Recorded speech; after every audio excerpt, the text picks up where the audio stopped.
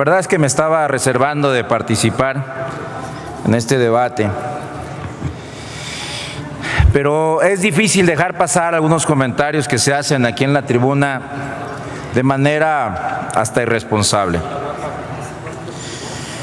Hay quienes apelan a la Constitución del 17 como el máximo documento que se llegó a generar el siglo pasado, y en parte es cierto.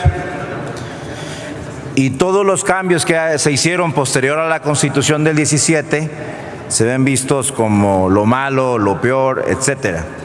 Inclusive hay un candidato presidencial que plantea que se gobierne con el texto íntegro de la Constitución del 17. Y en 1917 la Constitución no contemplaba ni siquiera el derecho al voto de la mujer.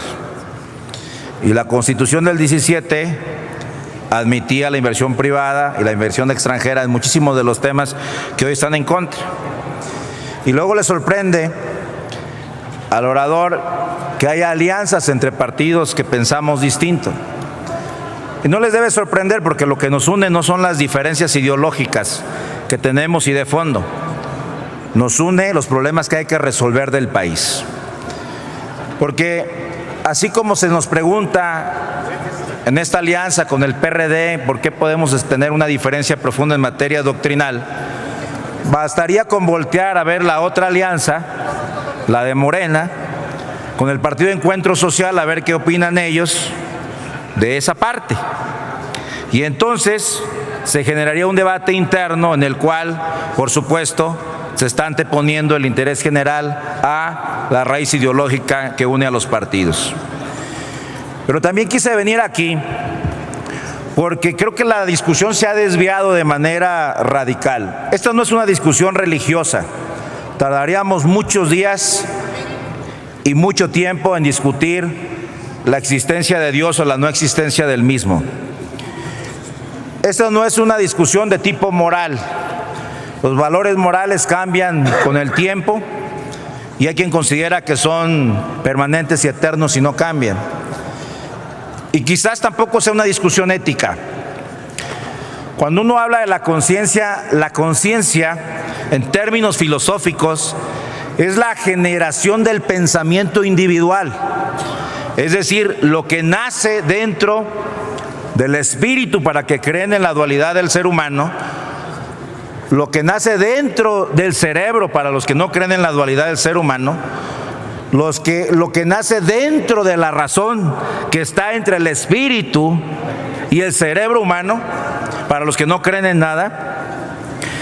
Y es ese pensamiento que se ve moldeado o por la religión, o por la ética, o por la moral. Y ese pensamiento que es influenciado por todas estas fuerzas externas, hacen que aquella persona se haga consciente de un pensamiento y en función de ese pensamiento actúe en su vida. No necesariamente un médico debe ser religioso o moral, sí debe ser ético, para poder determinar en su interior que aquello que va a hacer es consciente o no con su forma de pensar. Es una cuestión de pensamiento, y la libertad de pensamiento sí la han contemplado todas las constituciones y todas las leyes. Un médico, cuando se le ordena desconectar, para hablar en lenguaje llano, a aquella persona que le está dando vida a una máquina artificialmente, y porque en su horario de trabajo corresponde ir y desconectar a aquella persona para que deje de vivir, él puede, en su conciencia, motivado por cualquiera de las otras fuerzas que filosóficamente he comentado, decidir si está dispuesto a bajar el switch o a no bajar el switch. Esa es la decisión que estamos resolviendo el día de hoy. No está a discusión el derecho a decidir si alguien está a favor o no de la eutanasia. No está en discusión el tema del aborto, que también nos tomaría bastante días en llevar a cabo esa discusión. Está en discusión el derecho del médico, de la enfermera, del personal de salud, de decidir si toma o no la vida de otro en función de su forma de pensar. Y la libertad de pensamiento, amigas y amigos, ni siquiera debería estar en una votación en el Senado de la República.